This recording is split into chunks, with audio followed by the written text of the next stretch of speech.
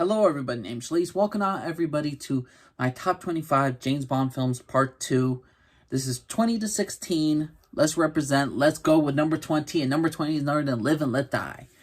I know a lot of people are going to hate me for this, but I did not love this movie. I find this film okay. Here's the thing. The entire plotline is this. 3 agents are killed off in 3 different areas in the world. One in New York, one in New Orleans, and one in a Caribbean island. And things like James Bond is trying to figure out who's done these killings, and he meets Mr. Big. Mr. Big is the first truly African-American villain of this franchise. I do enjoy him as a character. I like the actor that portrays him. And the thing is, though, he believes in supernatural. This entire Bond is very much into the supernatural realm. There's a woman named Miss Solitaire who becomes a Bond girl, who I don't really care for. She counts cards, and her destiny is to be with James Bond, to become his lover. I don't love this film.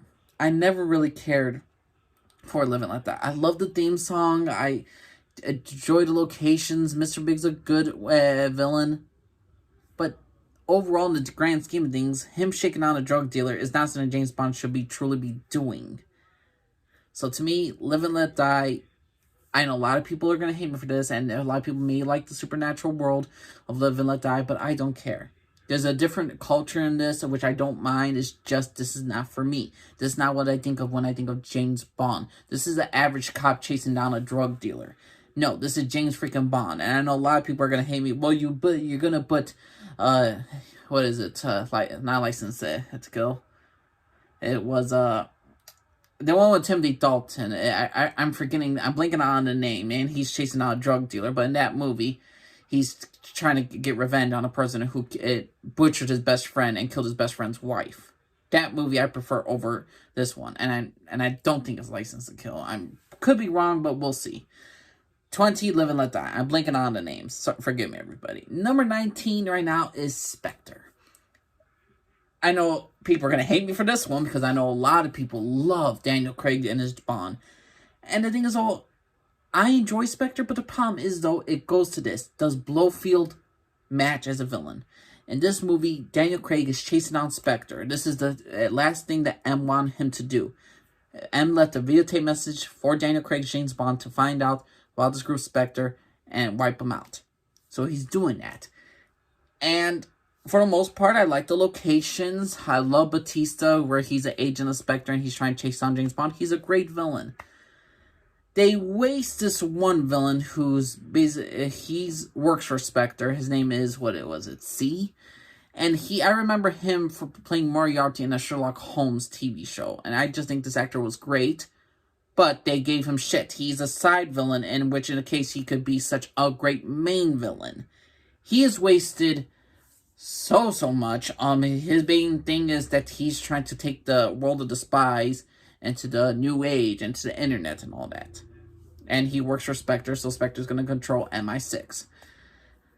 And the thing is, though, with Spectre, when you think of Spectre, you think of Blofeld. Blofeld, the guy who murdered James Bond's lover. And in this movie, we get that was the mastermind behind every tragedy in James Bond life, Blofeld. He's the reason why Vesper died. He's the reason Quantum of Solace existed. He's the reason why Silva exists. Like, they all worked underneath him. Every single low point in James Bond's life is because of Blofeld. No one know the reason why? It's because him and Blofeld are actually kind of like adopted siblings, and Blofeld killed his own father, and he's always hated James because he didn't want to share his father with anybody else. Blofeld, played by Christoph Waltz, who I love dearly. But they gave him, Blofeld, the motivation for him wanting James Bond to suffer. It's because, and he forms all this organization and everything, is because he has daddy issues. I'm sorry. No. Fuck that shit. That is stupid writing. Spectre, for the most part, until the last act, I enjoyed. Until, sad to say, I never thought I would say, when Christoph Waltz got into the film, it got terrible. I'm still astounded of that third act. And I know I always had I still do have a soft spot for Spectre. But the thing is, though, as a whole, I really had to think about it, and I really thought about it, and I really just, ran my emotions, let it go through, and really take some time to sit and think about it. And I know I had it higher up on my list, Spectre, but when I really look at on it, I still cannot stand what they did with Christoph Waltz Blofeld. I cannot stand what they did to Blofeld, Christoph Waltz Blofeld. No, it's just terrible. I mean, I love this. I also didn't like the forced love interest, and yes, it's forced because in this film they really make the point that James Bond could fall in love with Mr. White's daughter, Madeline, who is great, but they kind of rushed it. I liked the relationship a lot more in No Time to Die, but still, Inspector, I just can't. Really, well, I like the relationship. It's just I feel like it's just a little bit too forward and too fast. Thank you, third act. But Spectre is number 19. It's an okay film. It's actually, in some cases, I want to say it's a good film. But to me, Spectre is disappointing. It's just disappointing. But that's my personal opinion, everybody, for number 19. Number 18, A View to a Kill. This, to me, is an underrated movie with Roger Moore's James Bond. This was his last one. Max Zorin, I don't know the hate for this character. I mean, Christopher Walken can, to me, do no wrong at all. And what is Max Zorin's ultimate goal? He owns, basically, microchips. And he wants to wipe out all his competitors. And James Bond must find out where he is, stop him, and take him down. Simple story. I love the locations. I love the action. So Max Zorin is the typical new Goldfinger. He is like Goldfinger. What does Goldfinger want to do? He had a big supply. He had a supply of gold. He wanted to contaminate the other supply of gold to make his more profitable. What does Max Zorin want to do with microchips? The same damn thing. They even have the same way where Max Zorin kills somebody. Like they're in the. Remember when Goldfinger had like all the people in the meeting room, like the gangsters? Well, he kills them all. Goldfinger, when one guy speaks out loud, I don't want no part of this. That guy goes off. Goldfinger kills him off at a separate meeting. Or a separate scene that guy's killed off away from the other people. Max Zorin, he's in a blimp with a guy, with a whole bunch of people. One guy doesn't want to be a part of it. Lady takes him out. He's dropped to the bottom. I enjoyed View to Go. I enjoyed Max Zorin's character. I enjoyed Christopher Walken's character.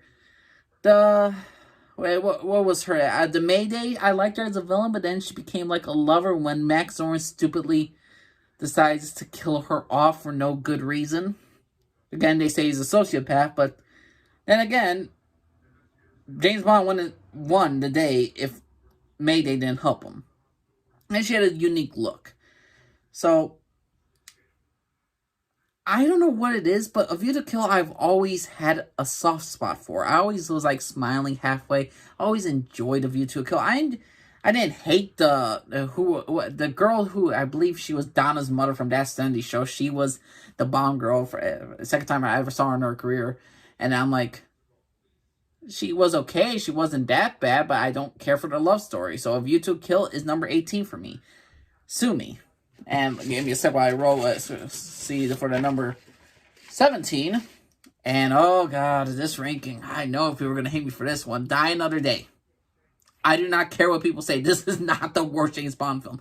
People like to say, oh, the worst James Bond is because who the actor portrays. No, the story is everything. And when you really look at the story, not the CGI, don't look at the CGI. When you actually look at the story, it's not bad. James Bond, Pierce Brosnan, is captured in South Korea. He kills the general's son. He's in prison. Somebody has betrayed him and has imprisoned him in South Korea. They eventually recover him, and it's a trade-off for him for a prisoner exchange. He's back. He's going to find out who betrayed him. He's going to find out all, like, what's this thing about diamonds and all this stuff. And to me, honestly, it's not the worst James Bond film. The villain has a good motivation. He's a guy from South Korea who wants to unite entire Korea. It's not the worst thing. What he wants to do, he wants to use diamonds to build a satellite to knock down everything and to unite his country, or to unite the country that he wants under his image. Gustav Graves, I don't mind him. It's a guy from Black Sails, Captain Flint. I love him. They do a great job. Miranda Frost, the ultimate betrayer at the end, good villain. I do not understand the hate towards this film. The bad CGI, gotcha. Some of the crappy one-liners, gotcha. But most of James Bond films are like that. I do not hate Die Another Day. There is some over-the-top silliness with it, but that's a lot of other James Bond films. Die Another Day is not the worst James Bond film, but it's not a great James Bond film.